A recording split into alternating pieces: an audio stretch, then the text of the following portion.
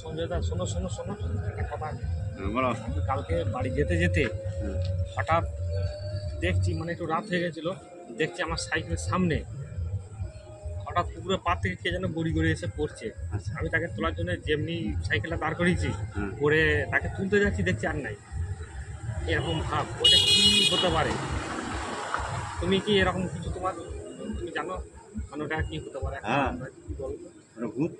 ভূত? হ্যাঁ। সত্যি? হ্যাঁ। আমি কিন্তু বয়স্ক, মানে খুব বয়স্ক একটা বুড়ি, তাকে তোলার জন্য আমি অনেক চেষ্টা করছিলাম যে উপর থেকে পড়ে গেল, হয়তো গড়িয়ে পাইখানা মানে যাই হোক এসেছে হয়তো। তুমি যখন তুলে যাচ্ছে সে নাই, নাই, এরকম একটা ভাব। ওটা ভূত। ভূত হবে? তাহলে আমি নিজের চোখে দেখলাম ভূতটা। হ্যাঁ। তুমি কোনোদিন দেখেছো? হ্যাঁ, একটা বলো তো দেখি। আমি নিজের চোখে বলতে শোনো, ওখানে আমি রাত্রেবেলা মাছ ধরতে ডেকেছে, আমাকে ফোন করে ডাকলো, বলে মাছ ধরতে। হ্যাঁ। একটা নন ফোন, তখন নন ফোনে ছিল, নন ফোনের মতন আলোটা নিয়ে ঘাটটায় নামলো। হ্যাঁ। ঘাটটা নেমেছে, নেমে আমি যখন দেখছি, মানে বেশি দূরে নয়, এখান থেকে আমাদের কাকার দোকানটা আসটা তফাৎ, বেশি নয়। আসলে তফাতে আমি সাইকেল নিয়ে চেপে যাচ্ছি, তখন ও নন নিয়ে ঘাটটায় নামলো। আমি হয়তো কোনো মেয়ে পায়খানা গেছি, যাই হোক সেখানে যে দেখছি আর কিচ্ছু নয়, নন নয়, কিচ্ছু নয়। এরকম? হ্যাঁ, আচ্ছা, এগুলো হয় কেন? মানুষই নাই, কেউ নাই। এগুলো হয় কেন? কোনো তো একটা আত্মীয় ভয়, একটা যে কোনো মানুষের একটা আত্মার সাথে ঘুরে বেড়ায়, আত্মা ঘুরে, মানুষ মরলে আর তার আত্মা থেকে যায় না? আত্মা থেকে। আমি কিন্তু এই সর্বপ্রথম দেখলাম, আমি কিন্তু কাউকে বলিনি। তাহলে আমাদের বুড়িটা যখন ওই বেরোয় রাত্রেবেলা, ওটা তো আমি নিজে দেখেছি। হ্যাঁ, কীরকম দেখেছো? মানে এত স্পিডে আসছে, মানে আমার সামনে আমি ভ্যানটা নিয়ে যাচ্ছি, তখন বিয়ে ঘর গেছি, বিয়ে ঘর থেকে যেতে যেতে ও তখন ঠিক পড়ে গেছে, এতটা তফাৎ মন্দিরটা থেকে, এতটা তফাৎ, বেশি দূর না। ও যখন আসছে কিন্তু ও বেঁকবে, আমি তাদেরকে যাচ্ছি, মুখে টর্চটা টিপনু, এত স্পিডে যাচ্ছে যে এমনি দিনের বেলা হাঁটতে পারে না চশমা ছাড়া। রাত্রেবেলা অন্ধকার, নিচু দিয়ে অন্ধকারে সে কী করে অত স্পিডে যাচ্ছে, সে রাস্তা ধরেই যাচ্ছে, কোনো রাস্তা দেখে না। আমার মুখ কোণে আমার তাকিয়ে আছে, আবার আমি টর্চটা মেরেছি ওর মুখ কোণে, তার টর্চটা মুখ মারা মানে সে ওর কিছু দেখতে হবে না, ও ঠিক রাস্তা ধরেই যাচ্ছে। একটা ঠিক মানে এডভেস্টার দিয়ে ঘিরে আছে দিয়ালটা, মানে টিনের দিয়ে ঘিরে আছে, তার গা ধরেই ঠিক রাস্তাটা সে এইভাবেই তাকে চলে যাচ্ছে। হ্যাঁ। হ্যাঁ, না দেখে। কিন্তু এটা কি তাহলে ওর ভূতের একটা ওর ভেতরে আত্মা আছে? না ঢুকলে ওটা পারবে না। কিন্তু এরকম মানুষকে আত্মা ঢোকে? আত্মা দেখেছো কোনোদিন মানে ছাড়ানো? হ্যাঁ, বাবা ও যখন ইয়ে করবে তখন ও বিশাল চিৎকার করে, রোজার কাছে গেলেও ঠিক ধরা পড়ে যাবে। ধরা পড়ে যাবে না? হ্যাঁ। তাহলে আমি যেটা ছোটোবেলা দেখেছিলাম, তাহলে সেটাই কি বাস্তব হবে? আমাদের ওই পাড়ার হ্যাঁ, একটা বয়স্ক, মানে বয়স্ক বুড়ো একটা তার বৌমাকে ধরেছিল, সে মারা গিয়েছিল। যাওয়ার মোটামুটি মাস 6 পরে সে পুকুর পাড়ে পায়খানা বসতে গিয়েছিল দুপুরবেলায়, আর তার কোট আর কি মাটিতে মানে পড়ে গিয়েছিল কোনো রকম। তারপর থেকে সে হাবল তাবল বকে আর দাঁত কিচমিচ করছে, এরকম করছে, মানে তার কাউকে কেউ ওকে ধরে রাখতে পারছে না। দিয়ে ওই সেই ভাড়া রোজা নিয়ে এলো, ওরা সব দলটা এলো, এসে আসতি মানে যখন দুয়ারে বস করানো হয়েছে, দুয়ারটা যখন ওঠে তখন এত গর্জন করছে।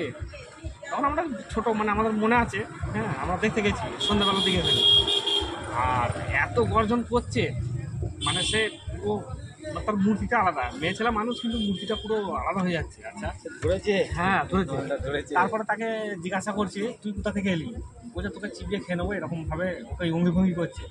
আচ্ছা, দিয়ে একটা সিঁদুর বার করলে, করে হঠাৎ এরকম করে লেপে দিল তার কপালে, লেপে তার ছটকানি।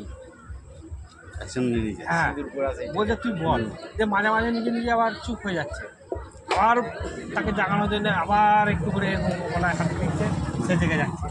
আচ্ছা, তারপরে কি বলে তুই বলবি না, বলছে না আমি বলবো না। ঠিক আছে, একটা এরকম লম্বা কাঠিতে একটা ইয়ে দৌড়ালো, কাপড় ছেঁড়া জড়িয়ে আর ঘিয়েতে ডুবুলে আর সর্ষে ওটা বলে রেখেছিল আগে এই ইয়ে করবে, সর্ষেগুলো একটা আগুন লাগিয়ে দিলে ঘিটাতে কাঠিটার যে ঘি বাঁধা ছিল এরকম মুখের কাছে সাধারণ নিয়ে গেছে, নিয়ে যাওয়ার সর্ষেগুলো যখন মারছে ঝাপাং করে মুখটা পুরো একদম মানে পুরো ধোঁয়া হয়ে যাচ্ছে এরকম অবস্থা। মা গো বাপরে, আমি বলছি বল, প্রথমবার দিয়েছে আমি বলছি বলবি না, দ্বিতীয়বার দিয়েছে, দেওয়ার পর গল গল করে সব বলছে। বলছে আমার নাম, বলছে তুই তোর নাম কি বল, বলছে আমার নাম এই।